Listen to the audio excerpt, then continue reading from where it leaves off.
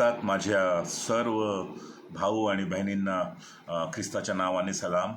आज परत एकदा आपण गुड फ्रायडेपर्यंत येऊन पोहोचलो आहोत आणि गुड फ्रायडेची भक्ती जी आहे ती आज आपल्या मंडळीमध्ये आपल्या चर्चमध्ये होणार आहे. त्या सर्वांबाबत मी आपल्याला शुभेच्छा देतो. आपल्या मनाची तयारी करावी देवानी आणि आपल्या जीवनात एक मोठं कार्य आणि अनंत जीवनाप्रत नेण्याचा मार्ग जो आहे तो ख्रिस्ताद्वारे आपल्याला प्राप्त होईल अशी मी आशा व्यक्त करतो. प्रत्येकाला आजचा जो दिवस आहे तो शुभ राहो. जसं गुड फ्रायडे नावच त्याचं आहे की उत्तम शुक्रवार, त्याप्रमाणे हा उत्तम दिवस जो आहे तो आपल्या अनंत जीवनाचा भागीदार होणारा ठरेल अशी मी आशा व्यक्त करतो. देवाजवळ जेव्हा प्रार्थना सुद्धा सकाळी करताना मला काही वचनं दिली देवानी, म्हणजे वचनं जी येशू ख्रिस्ताचे उद्गार आहेत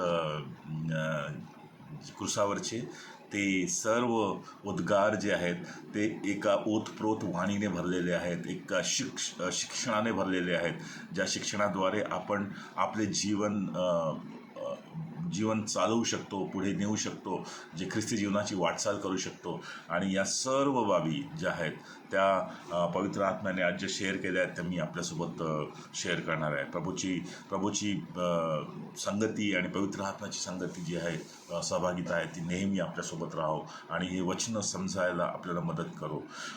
गुड फ्रायडे हा क्षण आहे जिथे इतिहास जो आहे याच्यात इतिहास सांगितलेला आहे की स्वर्ग आणि मानवता या एका बिंदूवर येऊन एकत्र होतात है ना. आणि स्वर्ग जे आहे, स्वर्गातील देव जो आहे तो प्रत्यक्ष रूपात मानवरूपी झाला आणि त्यांनी मानवाचे सर्व जे दुःख आहे ते सहन केले, आपल्या अंगावर घेतले. जसं बलिदान केलेला एक कोकरा जो आहे देवाचा म्हणून येशू ख्रिस्ताला गणल्या गेलेला आहे. आणि ते स्वर्ग आणि मानवता जे आहे ते एका बिंदूवर क्रूसाद्वारे आलेले आहेत है ना. क्रूस फक्त लाकडाचा तुकडा नाही, तर तो एक स्थान आहे न्याय व कृपेचे है ना.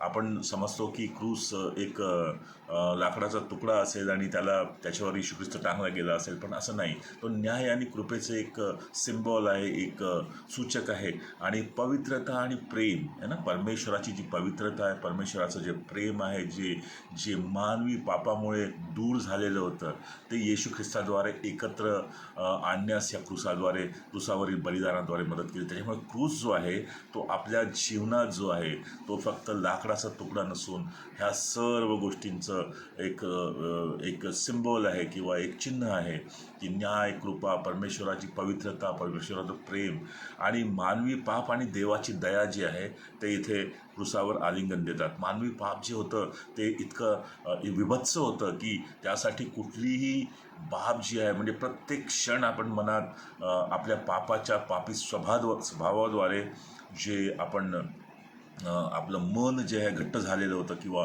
जे मनात आपल्या वाईट विचारांचं एक उगम होता, या उगमासाठी हा उगम जो आहे तो देवाने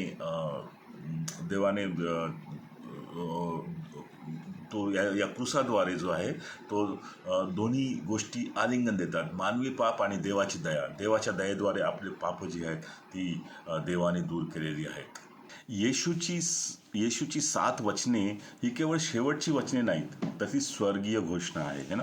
स्वर्गातून केलेली घोषणा आहे. जरी येशू पृथ्वीवर होता, परंतु त्याच्याद्वारे ज्या गोष्टी आलेल्या आहेत त्या सर्व स्वर्गाद्वारे त्याला प्राप्त झालेल्या होत्या. त्याच्यामुळे आपण ही जी वचनं आहेत ही देवाची वचनं म्हणून आपण घेतो आणि घेतली पाहिजेत, कारण ती शेवटची वचने नाहीत, तर ती फक्त स्वर्गीय घोषणा आहे आणि दालनाचा नकाशा त्यात कोरला गेलेला आहे आणि मानवी आत्म्यासाठी ते दैवी मार्गदर्शन आहे. आपण प्रत्येक वचनात काहीतरी गूढ अर्थ घडलेला आहे. आणि आतापर्यंत पृथ्वी म्हणजे देवाच्या म्हणजे येशू ख्रिस्ताच्या ज्या बलिदानानंतर बऱ्याच व्यक्त्यांनी, बऱ्याच याजकांनी, बऱ्याच लेवी लोकांनी किंवा ख्रिस्ताच्या लोकांनी जे आहे ते हे वचनं उद्गारले असतील आणि त्यांनी यावर संदेश दिलेले असतील आणि प्रत्येकाने आपापले विचार टाकले असतील पवित्र आत्म्याद्वारे आणि देवाच्या प्रेरणेने. आणि त्यासाठी जे वचनांचं जे स्पष्टीकरण आहे ते दैवी मार्गदर्शन म्हणूनच आपण घेतलं पाहिजे, गणलं गेलं पाहिजे. कारण या ज्या वचनांद्वारे आमच्या जीवनाचा रस्ता जो आहे, आपल्या जीवनाची वाट जी आहे ती आपण पाहू शकतो आणि त्यात त्यात आत्मविलोकन करू शकतो आपण आपलं, आणि आपला सुधार करू शकतो अनंत जीवनाच्या मार्गात आपला मार्ग घेण्यासाठी, है ना. त्याच्यामुळे प्रत्येक वचन आहे देवाच्या हृदयाचा नवीन आयाम उघडते. जेव्हा आपण ख्रिस्ताची वचनं ऐकतो तेव्हा त्याद्वारे देवाचं हृदय देव आपलं हृदय उघडून दाखवत आहे. त्याद्वारे देव आपला स्वभाव उघडून दाखवत आहे. आपला स्वभाव कसा आपण लोकांना दाखवू शकतो, तर जेव्हा आपल्या हृदयाची गोष्टी आपण उघड करतो त्यावेळेस आपला स्वभाव आपल्या ॲक्शन्सद्वारे किंवा आपल्या प्रत्येक हालचालीद्वारे आपण प्रगट करत असतो, तर आपलं हृदय प्रगट करत असतो. तर या 7 वचनांद्वारे देवाचं हृदय जे आहे ते आपल्या समक्ष प्रगट होतं, आणि त्याच्यामुळे ही वचनं महत्त्वाची आहेत, है ना. आणि मनुष्याला देवाशी अधिक खोल नात्यात घेऊन जातात, है ना. म्हणजे जे परमेश्वर आणि माणसाचं नातं होतं त्या नात्यामध्ये अधिक खोलपणे ही वचनं आपल्याला घेऊन जातात. आपण जेव्हा आत्मविलोकन करतो तेव्हा त्याद्वारे आपण आपले जीवन परत देवाकडे फिरवतो एकदा. आणि आपण जर वाट भटकलेलो असेल जरी काही कारणाने, कारण मानवी स्वभावाला वाट भटकणं हे स्वाभाविक आहे, पण त्याद्वारे आमच्या जीवनाची वाट आपण देवाकडे सरळ करू शकतो, आणि त्याच्यासाठी ही वचनं आवश्यक आहेत. तर आपण एक एक वचन बघूया आणि वचनामध्ये काय काय देव सांगू इच्छितो हे सुद्धा बघू. पहिलं वचन आहे, पित्या यांना क्षमा कर, कारण हे काय करीत आहेत हे यांना माहीत नाही. लूका शुभवर्तमान 27 अध्याय 34 हे वचन दिलेलं आहे. आणि हे वचन क्रूसाच्या सुरुवातीलाच देवाचे स्वरूप प्रगट करतं, है ना. ते क्रूसाची जी कथा आहे पूर्ण 3 तासाची, म्हणजे एक पहर जो आहे त्यावेळेस पहर गणला जात होता 3-3 तासाचा, तर एका पहराची जी कथा आहे म्हणजे क्रूसावर टांगल्याची फक्त, कारण संपूर्ण जे क्रूसाचं जी कथा आहे ती पूर्ण सुरुवात होते जी यहुदा इस्करियोती आणि लास्ट शेवटचं भोजन जे केलं येशूनी तिथून सुरू होते, आणि हळूहळू ती बिल्डअप होते. परंतु क्रूसावर एक्झॅक्टली जे त्यांनी क्षण घालवले ते जवळपास एक पहर म्हणजे 3 ते 4 तास होते. आणि या काळामध्ये क्रूसाचं वचन जे आहे सुरुवातीलाच देवाचं स्वरूप प्रगट करतं. म्हणजे देवानी जेव्हा पहिलं वचन उद्गारलं तेव्हा त्यांनी क्षमेचं दान जे आहे त्याच्यामध्ये जी क्षमेचं वृत्ती आहे देवाची ती त्याने प्रगट केलेली आहे ख्रिस्ताद्वारे, है ना. सो देवाच्या सुरुवातीला ते स्वरूप प्रगट करतं. आणि क्षमा ही देवाची पहिली भाषा आहे. This is the first language of godly kingdom and God, है ना. ही जी भाषा आहे ती लँग्वेज आहे आणि त्याच्या प्रेमाचं फळ आहे, है ना. जे देव आपल्यासोबत प्रेम करतो त्याची फलश्रुती जी आहे ती दयेच्या स्वरूपात किंवा माफीच्या स्वरूपात होते, है ना. जेव्हा देव प्रेम करतो तेव्हा आपण कोणाला प्रेम करतो तेव्हा आपण त्याच्या सगळ्या गोष्टी पोटात घालतो, सगळे अपराध पोटात घालतो. त्याचप्रमाणे देवसुद्धा आपले अपराध पोटात घालायला तयार आहे एका पर्टिक्युलर ॲक्शनद्वारे, एका पर्टिक्युलर कृतीद्वारे, येशू ख्रिस्ताच्या मरणाद्वारे, येशू ख्रिस्ताच्या बलिदानाद्वारे. आणि हे देवाचं प्रेम जे आहे फलश्रुती आहे. जेव्हा तो माफ करतो, माफी जी आहे, देव जे तुम्हाला सतावणारे लोक आहेत त्यांना जर आपण माफ केलं तर देव आपल्याला त्याचं प्रतिफळ देतो. कारण प्रेमाचं प्रतिफळ जे आहे, माफी करायला प्रेम असावं लागतं, है ना. कोणाला आपण माफ करतो त्याच्यामुळे त्याच्यात आपल्याला प्रेम उत्पन्न व्हावं लागतं. तर ते प्रेम जर उत्पन्न होत असेल तर आपण त्या लोकांना, आपल्या मारणाऱ्यांना, येशूने आपल्या मारणाऱ्यांसाठी प्रार्थना केली होती, आपण पण आपल्या मारणाऱ्यांसाठी किंवा आपल्या सतावणाऱ्यांसाठी प्रार्थना करू शकतो. आणि हे देवाचं जे हृदय आहे ते आपण समजू शकतो, है ना. ही केवळ नैतिकता नाही तर अलौकिक प्रेम आहे. अशी फक्त नैतिकता म्हणून नाही, कोणाला दाखवण्यासाठी. कारण आजकाल लोक आहे ना, they try to pose ethical, है ना. आम्ही नैतिक आहोत, नैतिकतेच्या दृष्टीने राजीनामा दिला पाहिजे, पॉलिटिकल लोक नेहमी म्हणतात. तर हे तसं नाही आहे, ही नैतिकता नव्हती. तर हे फक्त नैतिकता नसून, नैतिकता तर असेलच पण एथिक्स तर आहेच देवाची, पण त्यापेक्षा जास्त जे आहे पलीकडे जाऊन ते अलौकिक प्रेम आहे देवाचं. हे वचन शिकवतं की आम्हाला देवाची क्षमा ही मानवी वर्तनावर नाही तर देवाच्या स्वभावावर आधारित आहे. देवाचा स्वभाव जो आहे तो प्रीमियम आहे, तो सर्वोच्च आहे. आणि देवाचा स्वभाव जो आहे तो रेसिप्रोकेटिव्ह नाही आहे. मानवी वर्तन असेल असं तर देव असा करेल असं नाही आहे, जर तरवालं नाही आहे. सो देवाचं प्रेम जे आहे ते अनंतकालिक आहे. आणि ते त्याच्या मानवाच्या वर्तनावर नाही तर देवाचा जो स्वभाव आहे त्या स्वभावाद्वारे आपल्याला ही क्षमेची भाषा प्रभू येशू ख्रिस्ताने केलेली आहे. आणि क्षमा काय करते तर आपल्या आत देवाचे चरित्र निर्माण करते है ना. जर कोणाला आपण क्षमा केली तर लोक म्हणतात की अरे यार हा काही वेगळा मनुष्य आहे है ना. सत्य तो वेगळा मनुष्य इज ऑलवेज अ गॉड ना. आपल्यामध्ये जर वेगळा मनुष्य दिसत असेल तर आयदर इट बी सैतान और गॉड. आणि चांगली कृत्य करत असतो आम्ही वचनावर चालणारे असू तर देवाचं चरित्र आपल्याद्वारे प्रगट होतं है ना. नंतर दुसरं आहे की क्षमा आपल्याला आपल्या हृदयाला विषापासून मुक्त करते आणि आपल्याला आत्म्याला बरं करते. क्षमा जी आहे आपण फॉरगिव्हनेस जी आहे किंवा आपण दुसऱ्याला क्षमा करतो ते आपल्या आत्म्याची हेल्थ सुधारते, आपल्या आत्म्याला बरं करते. किती सुंदर आहे. आपल्या हृदयातून विष काढून टाकते. जे विष वमन आपण करतो आपल्या शब्दांद्वारे, आपल्या कृतीद्वारे, आपल्या विचारांद्वारे है ना एक दुसऱ्याप्रती, ते सर्व काढून टाकतं आणि आपल्याला आत्म्याला बरं करतं. एक चांगली हेल्थ मिळते आत्म्याला. तो आत्मिक हेल्थसाठी सुद्धा क्षमा जी आहे ती आवश्यक आहे. आणि जेव्हा आपण क्षमा करतो तेव्हा आपण आपल्या नात्यामध्ये क्रूसाचा प्रकाश आणतो है ना. आपलं नातं परमेश्वराची जे नातं आहे किंवा एक दुसऱ्याशी जे नातं आहे त्याच्यामध्ये काय करतो आपण क्रूसाचा प्रकाश आणतो. क्रूसावरील जो येशू ख्रिस्तानी क्षमेचं दान दिलेलं आहे ते दान आपण त्या आपल्या संबंधांमध्ये कायम ठेवतो है ना. आणि क्षमा जो आहे तो असा ब्रिज आहे, पूल आहे जो तुटलेल्या मनुष्याला देवाकडे परत आणतो. The broken man is again return to God है ना.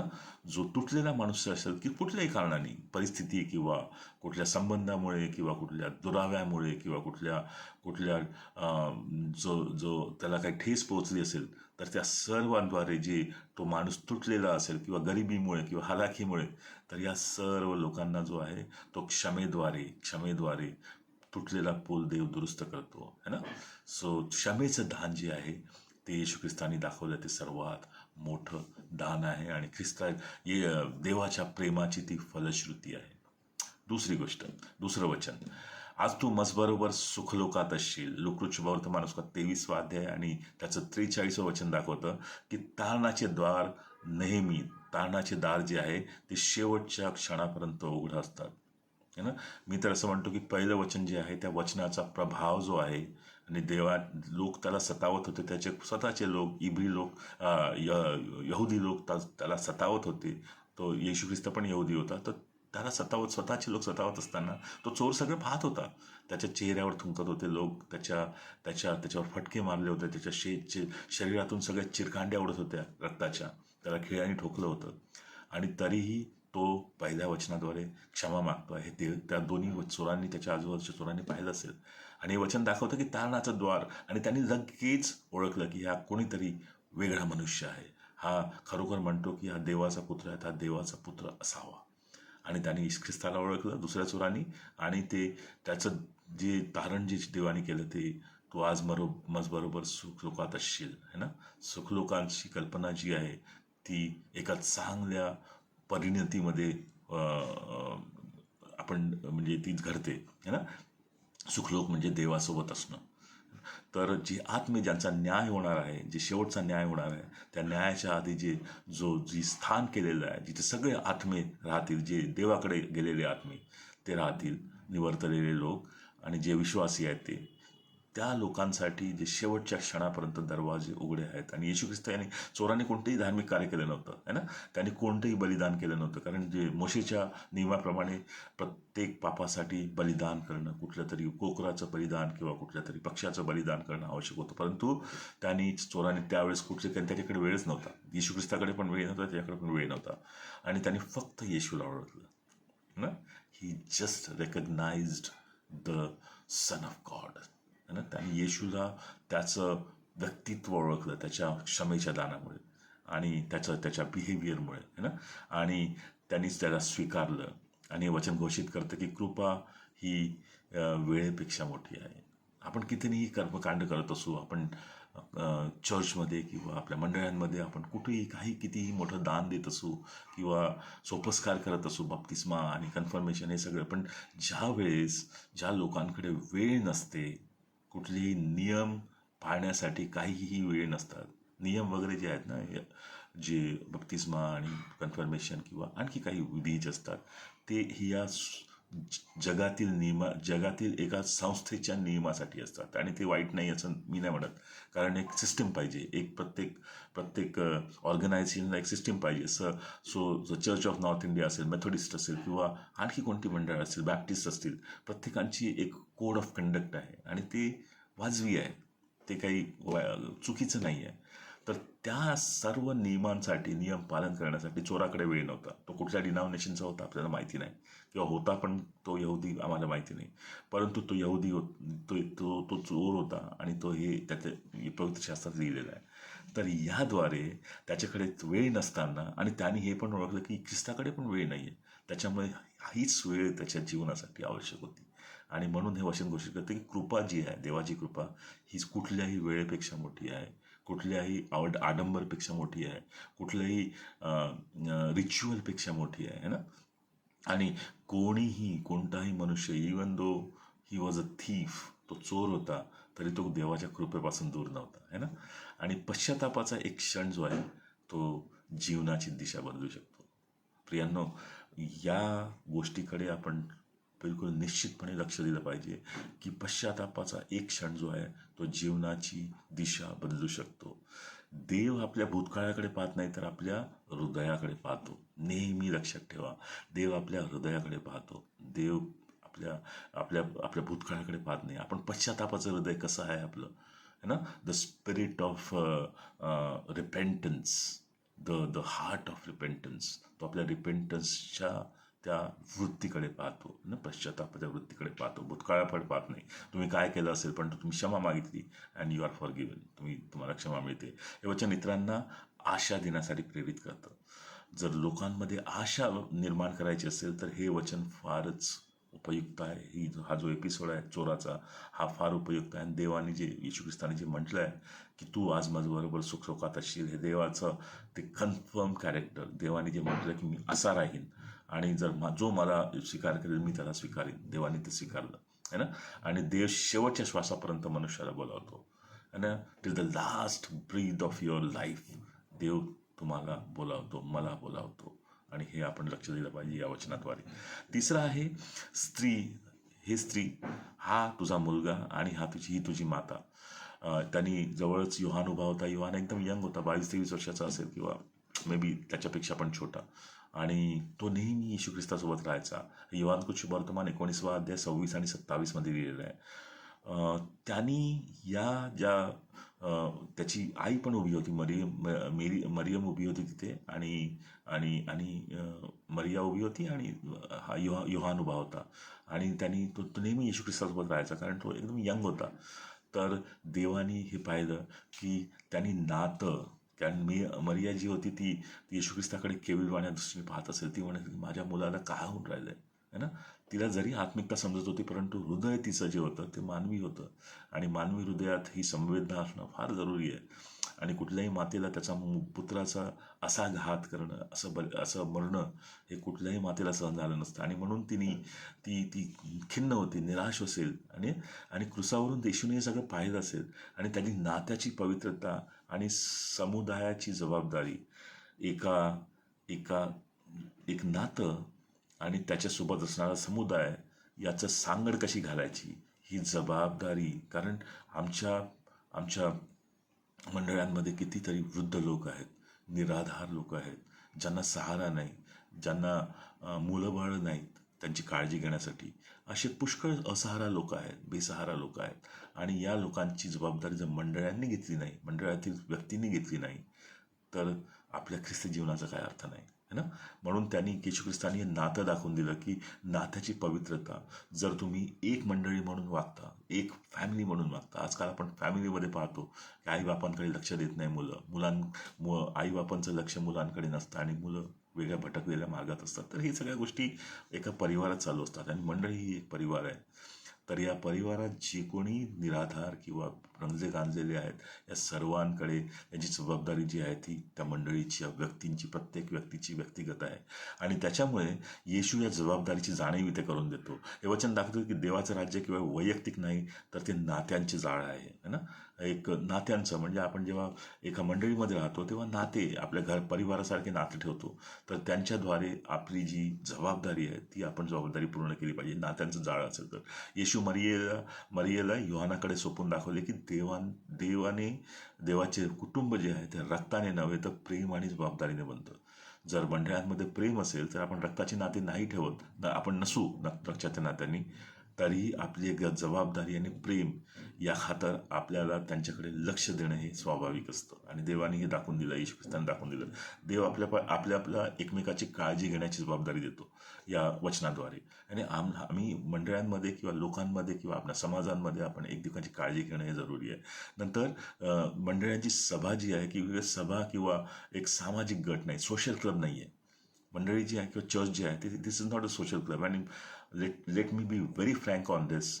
मला म्हणजे एक वाईट वाटतं की मंडळांमध्ये आजकाल ना देवापेक्षा इतर बाबींना महत्त्व जास्त दिलं जातं. बर्थडे सेलिब्रेशन आणि मध्येच काहीतरी मंडळीच्या सर्व्हिसमध्ये मध्येच काहीतरी उपडणं, कोणाचं तरी सत्कार करणं, हे सगळ्या गोष्टी ज्या आहेत ना या इम्मटेरियल आहेत. देवाची भक्ती जी आहे ते देवाच्या भक्तीच्या रीतीने चालली पाहिजे. तेव्हा सर्व पावित्र्य जे आहे ते देवाच्या हातात असतं, याजकाच्या हातात असतं. आणि त्याच्यामुळे that should always be decided by the priest. आणि मंडळांमध्ये जर असं चालत असेल तर मंडळांनी आत्मविलोकन करणं आवश्यक आहे, है ना. आणि हे सोशल क्लब नाही आहे. हा मग चर्च जो आहे सोशल क्लब नाही आहे. पिकनिक्स जाणं आणि मजा करणं आणि देवाच्या व्यतिरिक्त काहीतरी गोष्टी, आगळपगळ गोष्टीमध्ये आपल्याला स्वतःला सामावून घेणं लोक पाहत असतात. लोक आहे ना, अन्य जाती लोक पाहत असतात आपल्याकडे की हे काही वेगळे आहेत तरी काय आहेत, आणि आपण त्यांच्यासारखं अनुकरण करत असू तर मला वाटतं की ते कितपत योग्य आहे आपण पाहायला पाहिजे. आणि त्याच्यामुळे चर्च ही जी आहे ती आपली एक कौटुंबिक जबाबदारी आहे. प्रत्येक सदस्य जो आहे तो कौटुंबिक जबाबदारीमध्ये बांधल्या गेलेला आहे. हे नातं जे ख्रिस्तानी दाखवलं त्या क्रुसावरनं, है ना. आणि प्रेम केवळ भावना नाही तर एक जबाबदारी आहे. प्रेम करणं म्हणजे लिप सर्व्हिस नाही आहे. आपण फक्त सांगतो की मी तोंडाने सांगतो की मी तुझ्याशी प्रेम करतो, परंतु जर आपण ते कृतीमध्ये आणत नसू, फक्त भावनात्मक असू, तर त्याचा काही त्याचा फायदा नाही. आणि ती जबाबदारी म्हणून वापरली पाहिजे. आणि क्रुसाद्वारे आपल्याला तुटलेल्या जगात एकमेकांचा आधार बनायला शिकवतो. येशू ख्रिस्त जो तुटलेलं नातं आहे त्या सर्व नात्यांचा आपला आधार बनवायला शिकवतो. 4थं वचन आहे, माझ्या देवा तू माझा त्याग का केलास. येशू मत्ती शुभवर्तमानाचा 27वा अध्याय आणि 46व्या वचनामध्ये हे नोंद आहे. आणि इथे येशू आर्त हाक मारतो, कारण त्याचं आता असह्य झालेलं जी वेदना आहेत त्या वेदनांमुळे, आणि त्यांनी पाहिलं की संपलं नाही का, आता अजूनपर्यंत संपलं नाही.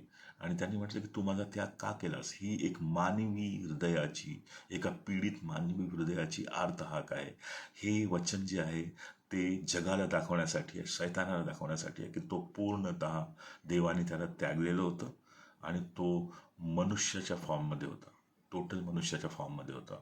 जसं इयोबाला शैतानाने सांगितलं, तो देवाच्या सभेत जो मंडळीत आला आणि त्यांनी सांगितलं की तू त्याच्यासोबत आहे म्हणून तो इतका कन्फर्मरित्या तुझ्यावर विश्वास ठेवून आहे. जर तू त्याला सोडलंस तर मग बघ तू माझ्या हातात दे त्याला. आणि इथे तीच परिस्थिती देवाने उद्भवली होती की त्यांनी येशू ख्रिस्ताला दूर केलेलं होतं त्याच्या देवत्वापासून, आणि तो पूर्णतः मानवी स्वरूपात आला होता आणि त्याच्यामुळे त्याला वेदना जाणवत होते. आणि त्याच्यामुळे देवाला विचारलं की तू माझा त्याग का केलास. ख्रिस्ताचे हे वचन जे आहे ते फार खोल वचन आहे आणि संपूर्ण मानवजातीचे पापाचे ओझे त्याने उचलले याची एक निश्चिती आहे, है ना, खात्री आहे. हे सोडून देणे स्वाभाविक नव्हते, वास्तविक नव्हते, तर पापामुळे निर्माण झालेली अनुभूती होती. येशू ख्रिस्ताने तिथून सोडलं नाही. He didn't leave that thing in between, in the middle. त्याने ते नाही, पण त्यांनी त्याची जी अनुभूती होती की आपल्या जीवनात पण जर आपण आपल्यावर खूप अरिष्ट आलं असेल तर आपण देवाला म्हणतो, देवा तू कुठे आहेस, है ना. आपल्याला माहिती आहे की देव आपल्यासोबतच आहे, है ना. देव ह्या सगळ्या गोष्टी निस्तारेल, पण तरी एक मानवी स्वभावाद्वारे, आणि हाच मानवी स्वभाव देवा येशू ख्रिस्ताने तिथे दाखवला, कारण देव त्याच्यापासून दूर झाला होता. येशूने जे अनुभवलं, जे पाप मनुष्याला देवापासून दूर करतं, आणि इथे जे आहे, कारण देव पापासोबत राहत नाही, पापामध्ये देव कधीही वास्तव्य करत नाही. आणि इथे देवाने दाखवून दिलं होतं की जिथे जर येशू ख्रिस्त पापाचा भार जो आहे, आपला पापाचा भार त्याच्यावर घेतला त्यांनी, तेव्हा देव वेगळा झाला. आणि त्याने जे आहे त्याने जेव्हा त्याला देवाने दूर केलं आपल्यापासनं, कारण पूर्ण पापाचं ओझं त्याच्यावर आलं होतं मनुष्याचं, आणि ही निश्चिती आहे की आपलं पापाचं ओझं येशू ख्रिस्ताने वाहिलं. ही त्याची निश्चिती आहे या वचनाद्वारे. आणि देवाला, मनुष्याला हे एक खात्री पण आहे, एक कन्फर्मेशन आहे की जिथे पाप असतो, तो पाप नेहमी देवापासून मनुष्याला दूर करतं. येशू ख्रिस्तासारखा देवाचा पुत्र जेव्हा पापाचं ओझं त्याच्यावर आलं, आमच्या पापाचं ओझं, तेव्हा देवाने त्याला दूर केलं. कारण त्या क्षणासाठी देवाने त्याला दूर केलं, आणि त्यांनी प्युअरली मनुष्याच्या वेदना ज्या होत्या त्या अनुभवल्या. आणि हे निश्चित करतं की पाप जे आहे ते मनुष्याला देवापासून दूर करतं. जेणेकरून, आणि म्हणून म्हणून देवाच्या जवळ राहणं हे खरोखर एक आनंददायी आहे. आणि हे आपण कधीही देवापासून एकटे राहू नये, हे देव आपल्याला सांगत आहे ते. आणि अंधारात असताना हे वचन आपल्याला आठवण करून देतं की येशू आपल्याला आपल्या अंधारात आपल्याबरोबर आहे, है ना. येशूनी माझं ओझं वाहिलं. माझ्या जीवनात जर अंधार असेल तर येशूनी माझा अंधार घेतलेला आहे आपल्यावर, कारण देवाने त्याला आपल्यापासून दूर केलं होतं. त्याच्यामुळे सर्व ओझं माझं येशूने घेतलेलं आहे. तेव्हा आपण कधीही ही गोष्ट जाणू नये की मी एकटा आहे, कारण येशू ख्रिस्त आमच्यासोबत नेहमी आहे, जर आपण त्याच्यावर विश्वास करत असू. भावना ज्या आहेत आमच्या, या विश्वासाच्या विरोधात नाहीत. म्हणजे इथे येशू ख्रिस्ताने जी भावना व्यक्त केली होती, हे देवा तू माझा त्याग का केलास, ह्या विरोधात नाहीत. पण तो मानवी प्रवासाचा एक भाग आहे, है ना. वेदना होत असतील तर आपण ओरडतो, पण देवाची शांतता म्हणजे त्याची अनुपस्थिती कधीही नाही. प्रियांनो, हे लक्षात ठेवा की देव, तुम्हाला वाटत असेल, आम्हाला वाटत असेल की देव आपल्यासोबत नाही आहे, परंतु देवाची अनुपस्थिती जी असते क्षणिक असते. आणि ती शांतता जी आहे, म्हणजे देव शांत असतो, म्हणजे देव अनुपस्थित आहे असं नाही, है ना. तर आपल्या सर्वात खोल वेदनेतही देवाचे प्रेम जे आहे सक्रिय असते. शेवटी देवाने त्याला, येशू ख्रिस्ताला मोठं स्थान दिलं, है ना. सो आमच्या खोल वेदनेतही देवाचे प्रेम जे आहे ते सक्रिय असतं, नेहमी कार्यरत असतं. त्याच्या शांतीमध्ये सुद्धा त्याची अनुपस्थिती नसून त्याचं प्रेम सतत कार्य करत असतं. That is the waiting period for us. We should call God, ask and it shall be given. मागा म्हणजे तुम्हाला मिळेल. तर मिळेल म्हणजे मिळेल, मागणं आणि मिळणं याच्यामध्ये जी गॅप असेल, तिथे देवाचा जो शांती आहे, देवाचं जे प्रेम आहे ते कार्य करत असतं. माइंड वेल. 5वं वचन आहे योहान शुभवर्तमानाचा 19वा अध्याय 28वं वचन, मला तहान लागली आहे. हे वचन येशूची पूर्ण मानवता प्रगट करतं. इथे मानवी देहाला ज्या गरजा आहेत, त्या गरजा म्हणजे माझ्या देवा देवाने वेगळं दिलं केव्हा केलं, आणि तेव्हा त्याला तहान पण लागली, है ना. आतापर्यंत त्यांनी सहन केलं होतं, परंतु आता त्याला तहान लागली, कारण रात्रीपासूनचा त्याचा जो छळ होत होता, रात्री 12-1 वाजेपासून, पिलाताच्या समोर झाल्यापासून, फटके मारल्यापासून, तर त्याची निंदा केल्या, हे सर्व ते करून आता त्याला तहान लागली आहे. त्याच्या शरीरातलं रक्त सगळं बाहेर निघालं होतं, त्या रक्ताद्वारे सगळं पाणी निघून गेलं होतं, आणि तिची पूर्ण मानवता हे प्रगट करतं. मानवाला आपण एक्झॉस्ट झालो की आपल्याला तहान लागते, आणि तो फक्त देव नव्हता, तर पूर्ण मनुष्य झाला होता, है ना. आणि जेणेकरून त्याच्या वेदना, आतल्या वेदना तो आतून जाणू शकेल.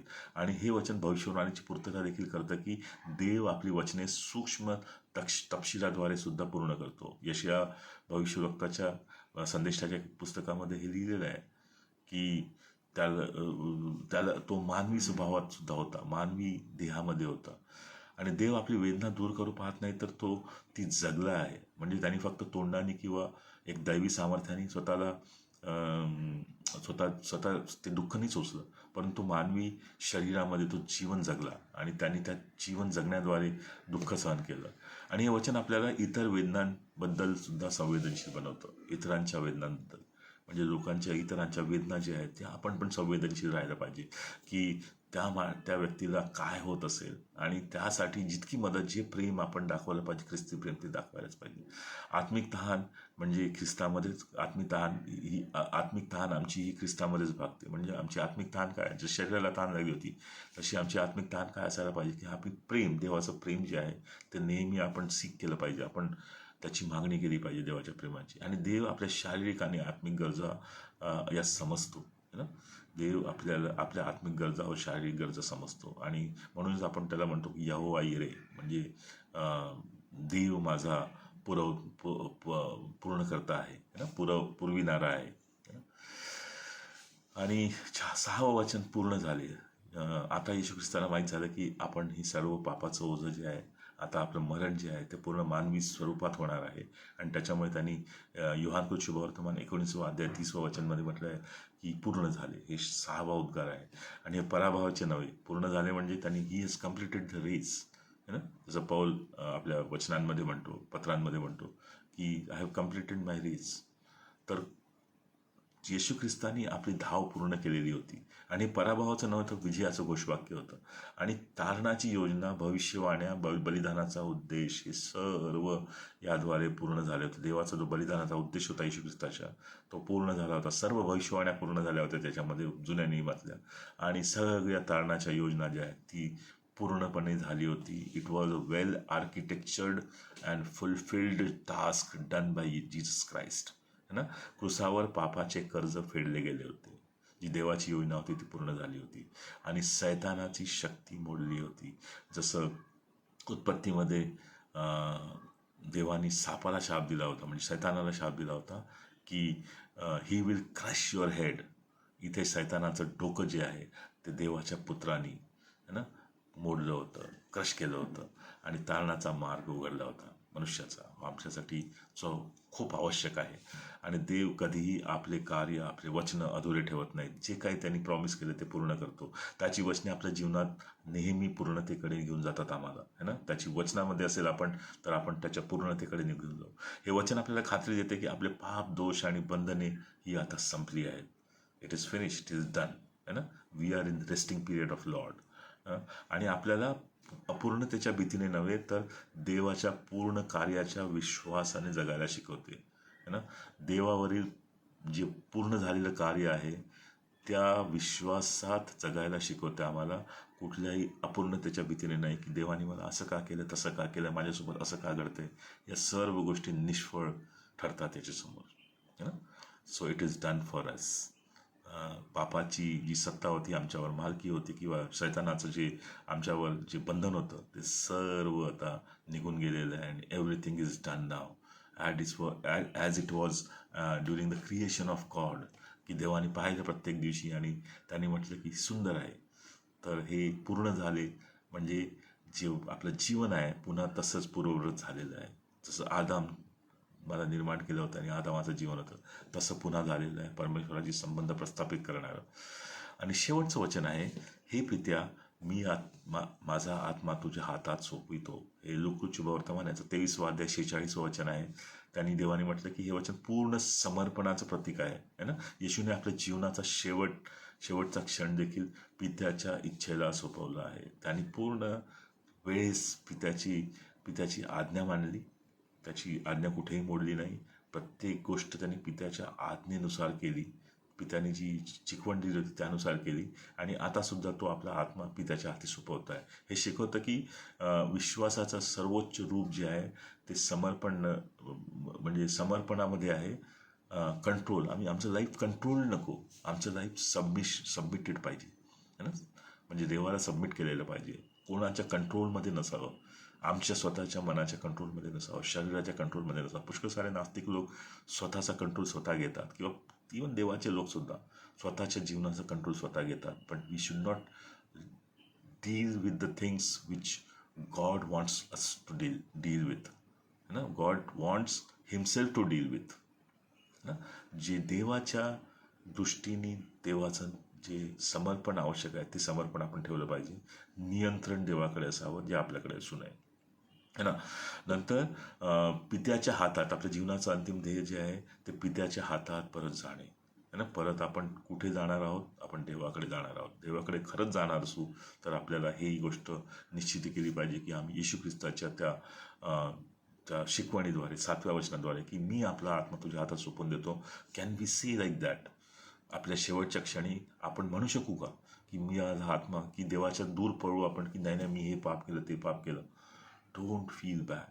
एव्हरीथिंग इज पॉसिबल जर आम्ही पश्चाताप केला आणि देवाजवळ क्षमा मागितली तर, है ना. आणि समर्पण ही कमजोरी नाही आहे कुठली, ही कोणतं दुर्बळता नाही आहे, तर एक आत्मिक शक्ती आहे ना.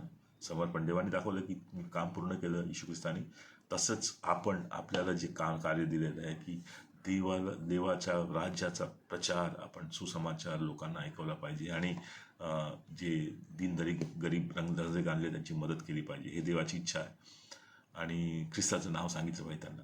तर हे जे आहे जर आपण करत असू तर आपण पिताच्या हातात जे आहे सुखरूप आपला आत्मा देऊ शकतो. आणि ही आपली कमजोरी नसते समर्पण, तर ही आत्मिक शक्ती.